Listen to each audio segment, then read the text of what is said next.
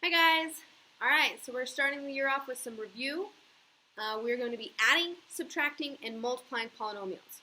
So you learned all of this last year in Math 2, so we're just going to quick breeze through this so you have some examples to refer back to.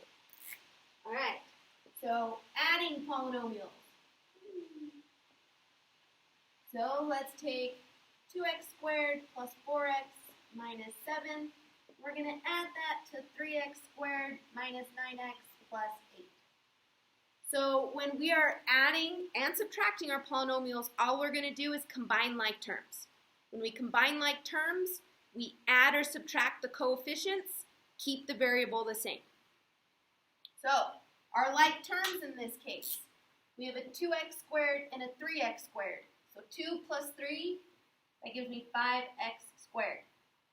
Then I have a 4x and a negative 9x.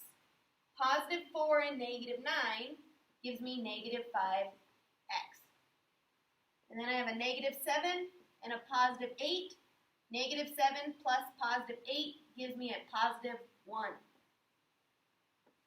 And now I have properly added my two polynomials. Okay? So now let's look at subtraction. Subtraction gets a little bit harder because we've got to really pay attention to our signs. Okay, that's when things get a little bit messy. So let's do 5x squared minus 7x plus 1, take away 4x squared plus 9x minus 6.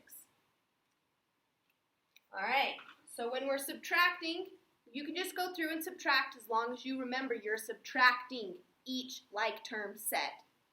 Or we could come in and say, I am going to add the opposite. So we distribute that negative and keep track of those signs. So subtraction is the same as add the opposite. So after the subtraction sign, we change every sign. And now we're just adding. So 5x squared plus negative 4x squared is x squared. Negative 7x and negative 9x, that's negative 16x. And then I have a 1 plus 6, which is a plus 7. Adding and subtracting, we're just combining like terms. Add or subtract the leading coefficients, keep the variables the same. The variables do not change when we add or subtract. All right, so let's quick look at multiplication. So we are going to be multiplying. So when we multiply our polynomials, we're just doing a lot of distribution, making sure our terms are being multiplied properly to get our correct result. So if we start really basic, we could take a 2x times 3x minus 4. So as long as we distribute the 2x to both terms, we'll get the proper result. 2x times 3x is 6x squared. When we multiply variables to variables, we add the exponents. 1 plus 1 is 2.